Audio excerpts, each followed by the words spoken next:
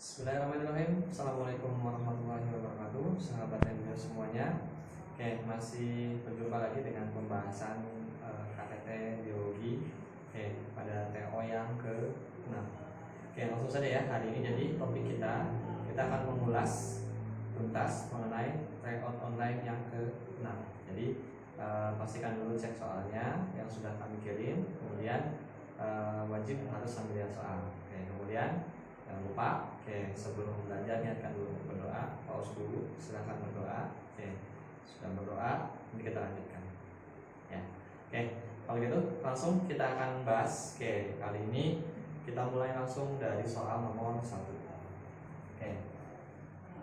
Di soal nomor 1 di sini ditanyakan mengenai organel yang tidak selalu ditemukan di dalam sel, artinya berarti organel tersebut tidak permanen, bisa muncul, bisa juga menghilang. Nah, itu sebenarnya clue yang cukup jelas sebenarnya. Jadi kalau sahabat pernah mempelajari berbagai macam organel sel, sebenarnya dari kalimat itu pun juga sudah menjurus ya. Nah, cuma ini ingin dikombinasikan dengan bab lain. Dan pembentukan organel tersebut dapat terhambat oleh hadirnya kolkisin. Organel tersebut kemunculannya bisa terhambat oleh adanya zat kimia yang disebut sebagai kolkisin. Nah, yuk kita lihat dulu. Kolkisin sendiri apa? Nah, kolkisin sendiri adalah salah satu jenis dari mutagen kimia. Oke, sahabat masih ingat definisi mutagen ya? Mutagen adalah hal-hal atau substansi yang dapat menyebabkan mutasi. Mutagen kimiawi, mutagen fisika, mutagen biologi. Jadi ini mutagen kimiawi ya. Nah, artinya bahan kimia yang dia bisa mengakibatkan sel mengalami mutasi. Nah, dalam hal apa? Tentunya kita harus tahu prinsip kerja dari kolkisin. Jadi lebih bagus memang kalau keduanya tahu, meskipun di kalimat yang pertama pun juga sudah bisa kejawab ya. Tapi memastikannya kita. Kolkisin sendiri ini adalah senyawa yang kalau masuk ke dalam sel, dia akan menghambat benang spindle. Benang spindle. Ayo kita sambung lagi konsepnya benang spindle. Nah, benang spindle adalah benang yang dihasilkan ketika sel melakukan pembelahan atau melakukan mitosis ataupun meiosis. Nah, tentunya kita harus tahu pembentuk benang spindle siapa. Nah, kita ingat ada organel namanya sentriol. Ini yang fungsinya. Kalau di kelas 10 dulu, ini kita sering hafalnya dengan bahasa membantu pembelahan sel. Nah, di kelas 12 ini sebenarnya sudah lebih spesifik dibahasnya dalam hal apa membantu pembelahan selnya. Ya, jadi di kelas 12 kita pelajari tentang materi reproduksi sel ya atau pembelahan sel. Di sana diberitahu bahwa sentriol itu dia akan membentuk benang spindle.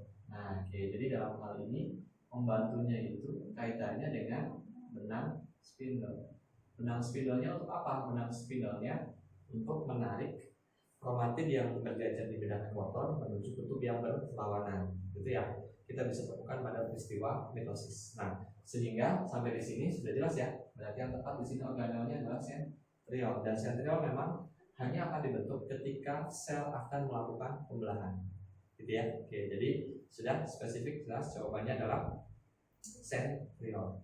Oke, kita lanjut berikutnya ke soal nomor 2. Oke, di nomor 2 di sini manakah pernyataan berikut yang tepat terkait dengan peristiwa polimerisasi yang sering dilakukan oleh sel? Nah, ini sahabat bisa pelajari lebih lanjut materinya berkaitan dengan peristiwa metabolisme ya, lebih spesifik bagian atau subbagian mengenai sintesis zat. Secara umum sintesis zat nanti berdasarkan bahan pembentuknya itu akan dibagi menjadi 2. Ada yang disebut dengan polimerisasi, ada yang disebut dengan asimilasi. Nah, prinsipnya dari sintesis zat atau menyusun zat yang dilakukan oleh sel itu adalah merubah zat yang tadinya sederhana atau menyusun zat yang tadinya sederhana menjadi zat yang kompleks. Artinya berarti prinsipnya seperti ini ya. Ada zat sederhana disusun menjadi zat yang lebih kompleks. Itulah inti dari sintesis zat. Nah, apa yang membedakan polimerisasi dan asimilasi? Bedanya adalah bahannya. Kalau polimerisasi itu bahannya adalah bahan organik. Jadi artinya yang disusun oleh sel tersebut itu adalah bahan organik, bahan yang memang diambil dari tubuh makhluk hidup. Ya.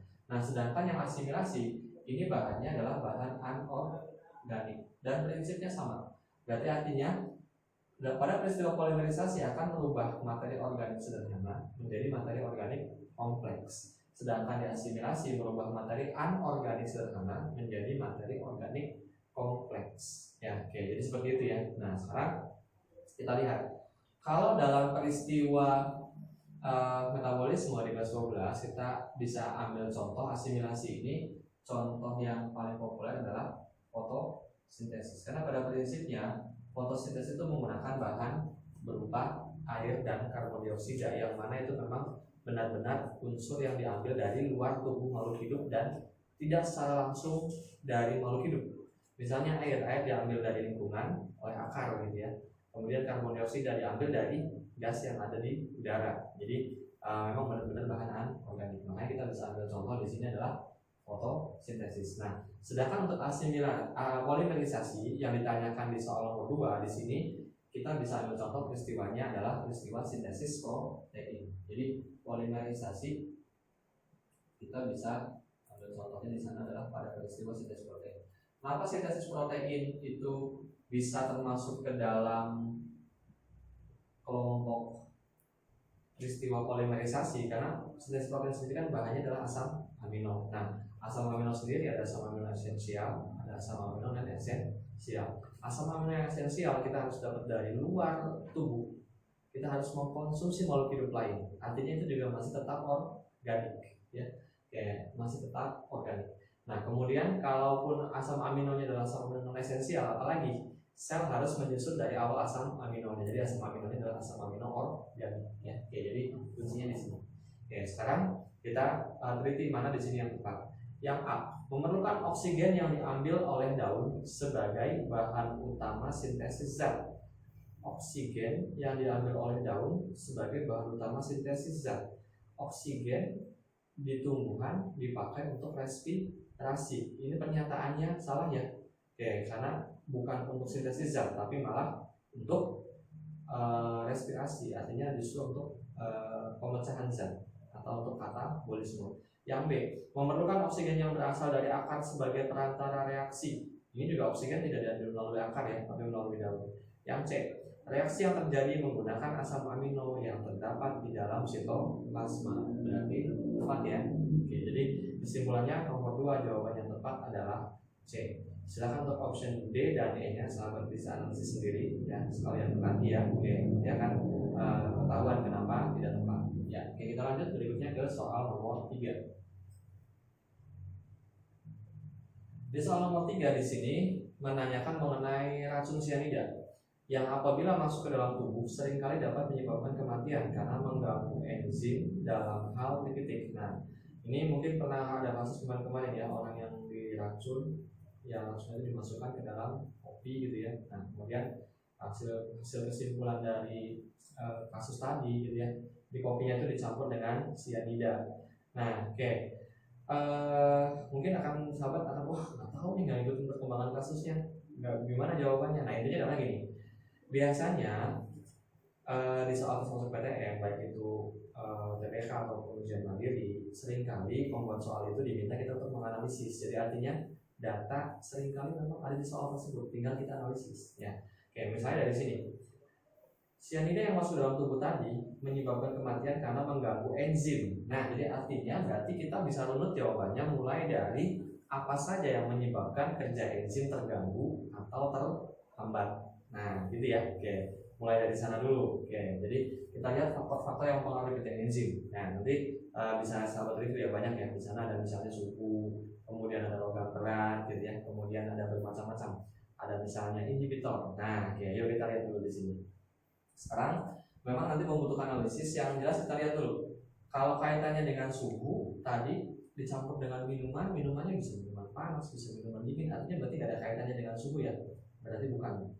Logam berat sianida jelas tulis di sana karbon dan nitrogen, berarti bukan termasuk unsur logam berat. Jadi A dan C jelas salah. Oke. Jadi yang memungkinkan di sini adalah B, D, dan E. Kita cek yang E, menurunkan energi aktivasi. Kalau menurunkan energi aktivasi, memang justru itu adalah prinsip alamiah enzim. Enzim bisa mempercepat laju reaksi karena dapat menurunkan energi aktivasi. Jadi bukan hal yang keliru kalau yang E atau bukan hal yang menghambat. Memang alamiahnya enzim seperti itu. Jadi tinggal dua sebenarnya di sana, B dan D. Nah, tinggal kita lihat di sini. Sianida sendiri apakah akan mencegah pembentukan enzim baru atau merupakan inhibitor yang reaktif. Nah, ternyata sianida sendiri ini adalah salah satu jenis inhibitor kompetitif. Nah, jadi saran saya kalau belajar biologi nanti sampai dengan ke aplikasi ya. Kalau belajar waktu tertentu bahas tentang di sini zat yang bisa menghambat kerja enzim inhibitor kompetitif, apa contohnya real di kasusnya gitu ya. Nah, itu memang biasanya akan membantu sekali kalau mengikuti tes masuk PTN. Jadi, sianida ternyata adalah termasuk inhibitor kompetitif. Inhibitor kompetitifnya maksudnya apa? Maksudnya adalah dia akan menghambat enzim dengan cara melekat pada sisi aktif. Melekat pada active site, sehingga sisi aktif yang harus ditempati substrat tidak bisa lagi. Jadi enzimnya nggak bisa bekerja. Kesimpulan akhirnya seperti itu. Nah, enzimnya enzim apa di sana yang dihambat oleh sianida atau ditempel di sisi aktifnya, yaitu enzim sitokrom oksidase.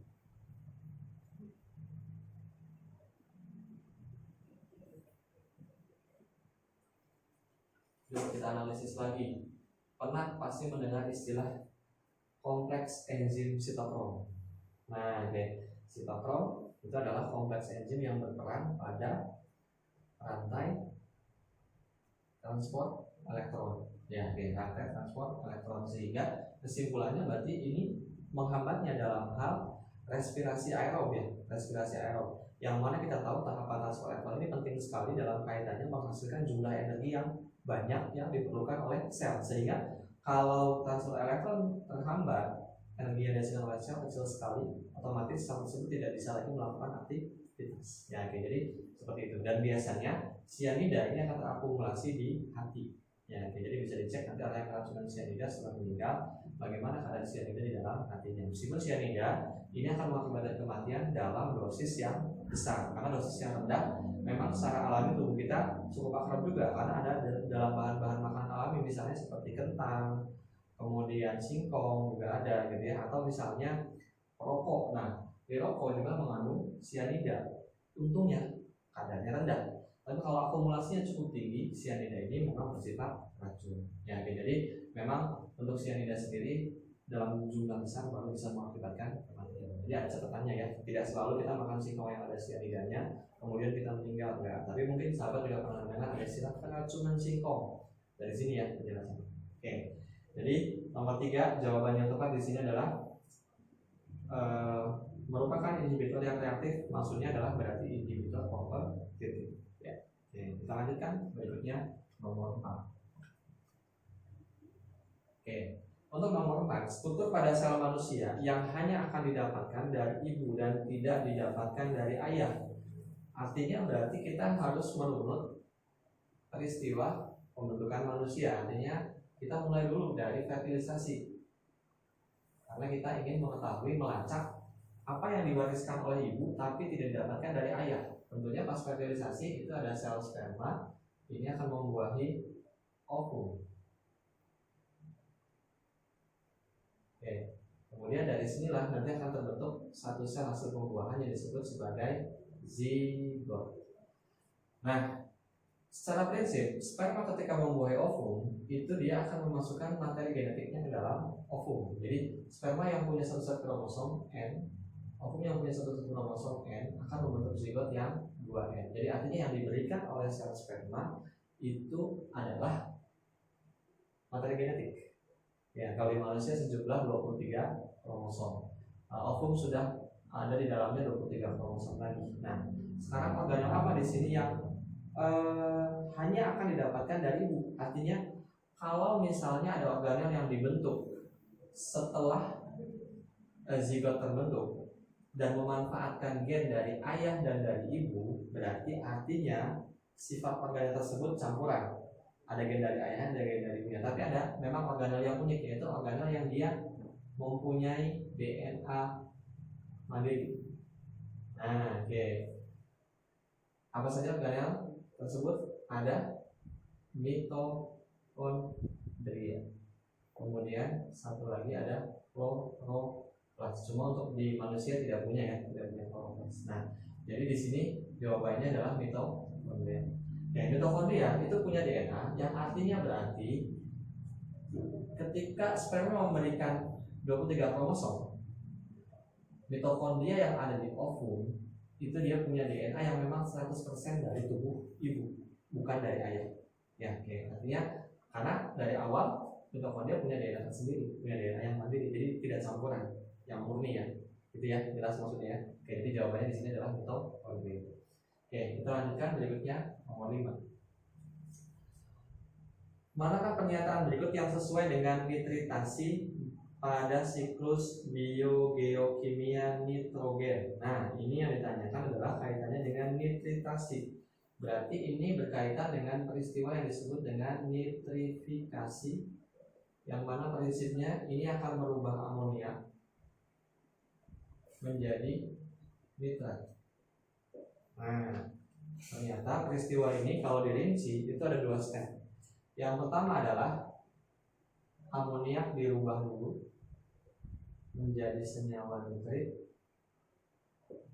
Nah, kemudian berikutnya adalah senyawa nitrit akan diubah menjadi senyawa nitrat. Jadi melalui 2 step ya, tidak langsung amoniak jadi nitrat, diubah dulu menjadi nitrit, kemudian itu diubah menjadi nitrat. Ini yang disebut sebagai nitritasi. Ini yang disebut sebagai nitratasi.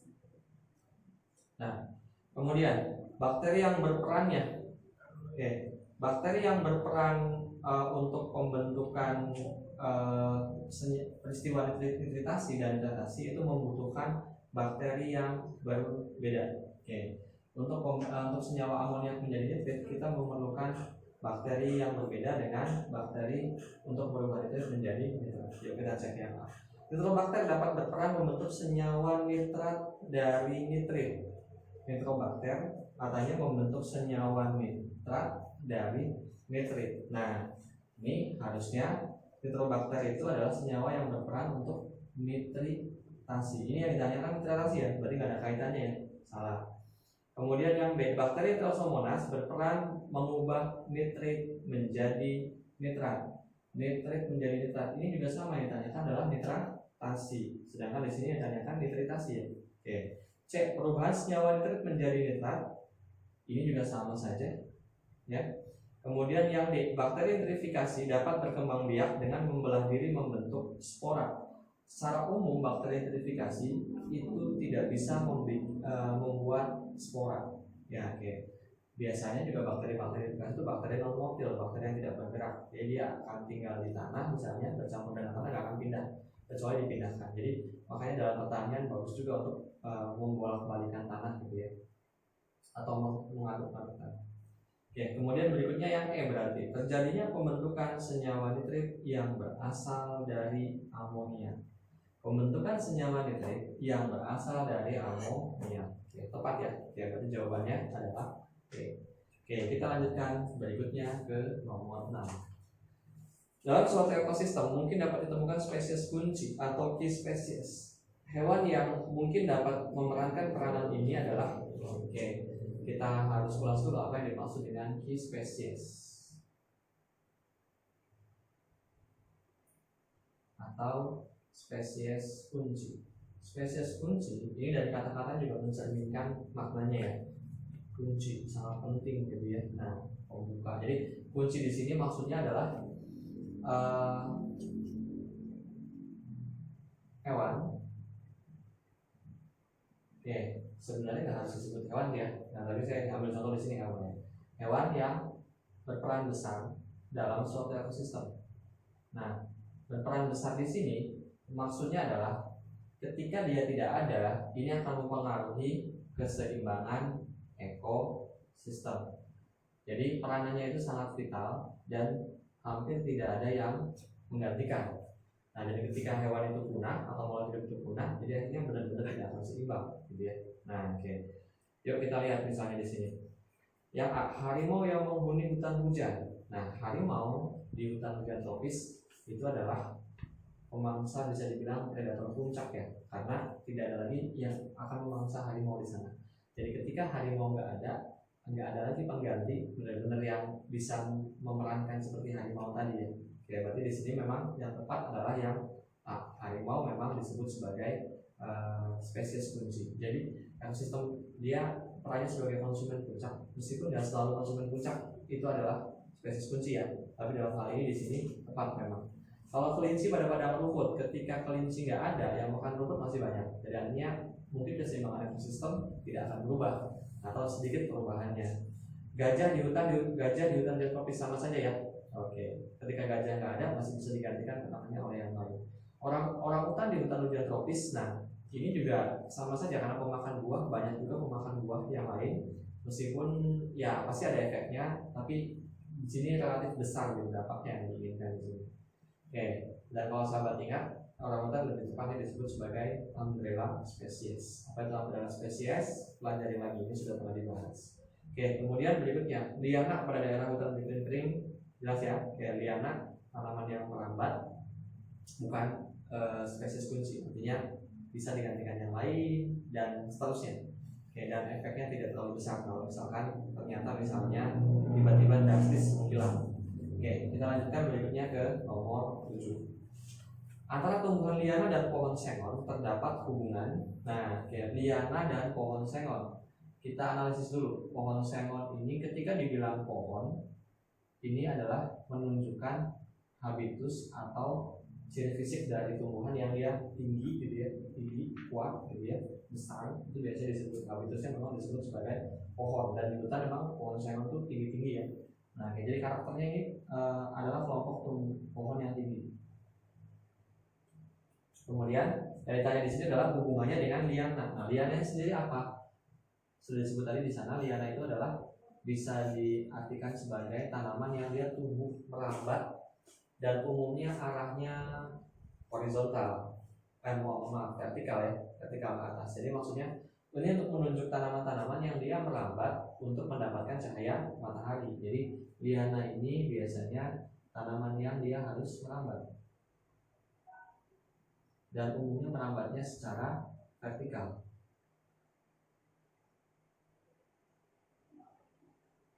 Nah, diminta apa hubungannya? Ini pohon yang tinggi, ini tanaman yang merambat. Nah, dari sahabat sendiri bisa analisis ya. Pohon sengon akan dijadikan atau dimanfaatkan oleh liana untuk merambat. Liana berbeda dengan tumbuhan epifit. Kalau tumbuhan epifit biasanya dia menempel atau menumpang pada tumbuhan tersebut. Kalau ini tidak. Jadi dia tumbuh di tanah dan akan ikut merambat. Hanya nempel itu untuk merambat saja, untuk mendapatkan cahaya. Nah, berarti kesimpulannya di sana yang tepat bentuk hubungannya adalah simbiosis komensalisme. Ya, jadi jawabannya yang ini. Oke, kita lanjutkan lagi berikutnya. Kita ke nomor 8.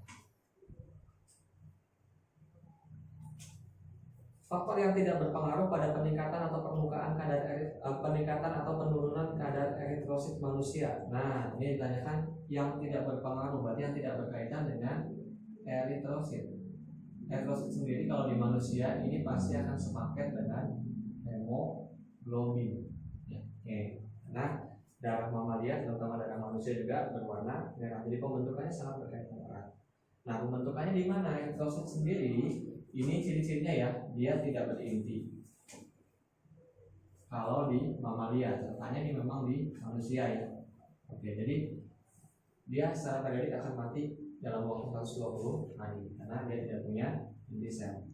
Kemudian berikutnya, eritrosit sendiri pembentukannya di mana? Nah, pembentukan eritrosit itu berlangsung di sumsum merah tulang.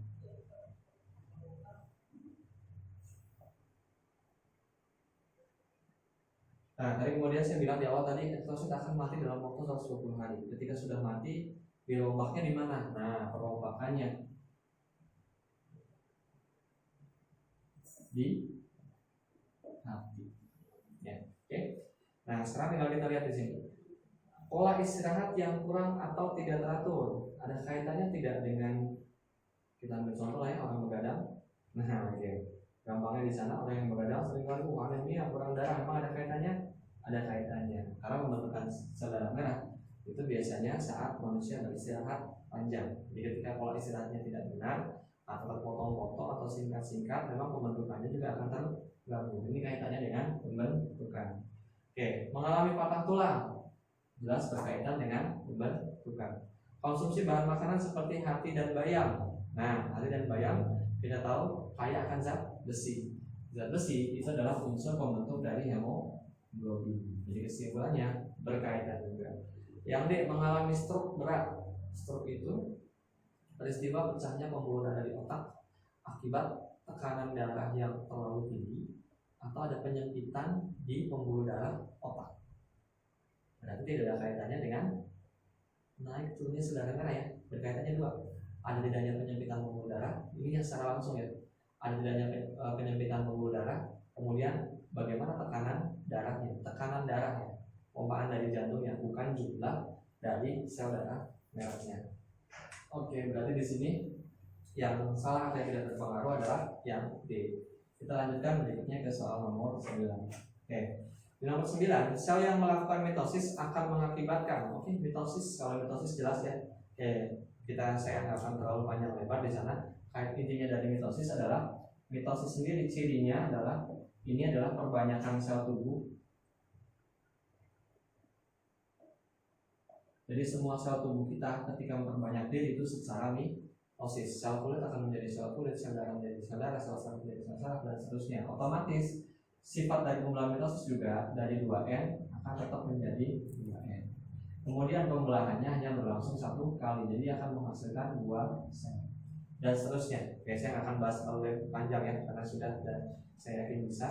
Oke, yang A, terbentuknya 4 sel anak yang identik. Salah. Kemudian variasi unik terhadap gen-gen yang dapat oleh sel tubuh, variasi, sedangkan kita lihat di sini tidak ada perubahan, jadi nggak ada variasi di sana.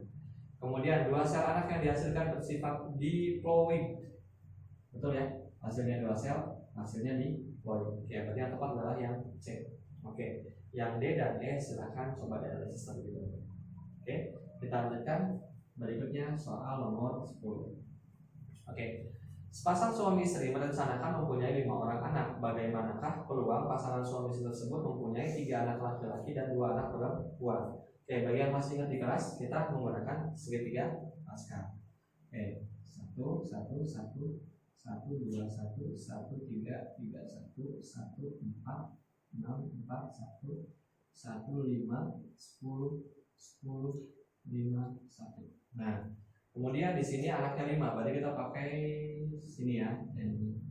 Kemudian dari 5 tersebut diminta bagaimana peluangnya 3 anak laki-laki dan 2 anak perempuan. Oke, kita ingat, kita urutkan ya. 5-5-nya laki-laki, 4 laki-laki, 3 laki-laki, 2 laki-laki, 1 laki-laki, 0 laki-laki. Perempuannya tinggal kebalikannya ya. Oke, totalnya 5. Tadi kalau misalkan di sini 4 laki-laki, berarti otomatis 1 perempuan. Nah, di sini yang ditanyakan adalah 3 anak laki-laki dan 2 anak perempuan. 5, 4, 3. Dan ini ya. Jadi 10 P pangkat 3. P-nya menunjukkan jumlah anak laki-lakinya. Kemudian Q-nya pangkat 2. Oke, catatannya P-nya sendiri adalah peluang munculnya anak laki-laki, Q-nya peluang munculnya anak perempuan. Secara alami secara prinsip matematis ini tanpa faktor-faktor yang lain ya, misalnya keasaman vagina, kemudian yang lain-lain gitu ya. Jadi itu idealnya adalah setengah, P setengah, Q setengah gitu. Ya, oke, jadi dalam keadaan ideal. Nah, kemudian oke, kita hitung. Berarti 10 dikali P pangkat 3. P nya di sini langsung saja setengah. berarti setengah pangkat 3 dikali setengah pangkat 2. Berarti di sini sama dengan 10 dikali 1/8 dikali 1/4. Berarti sama saja dengan 10 dikali 1/32. Itu sama dengan 0,312. Jawaban yang tepat di sana adalah yang E. Ya. Oke, seperti itu. Oke, ini sampai dengan soal nomor 10. Oke, nanti kita akan lanjutkan pada soal berikutnya, soal yang nomor 11. Silakan sahabat ulang-ulang lagi ketika ada hal-hal yang tidak paham dari sana. Oke, kita nanti akan lanjutkan pada sesi penjelasan nomor berikutnya, nomor 11. Oke, kita cut dulu, kita lanjutkan berikutnya pada nomor 11.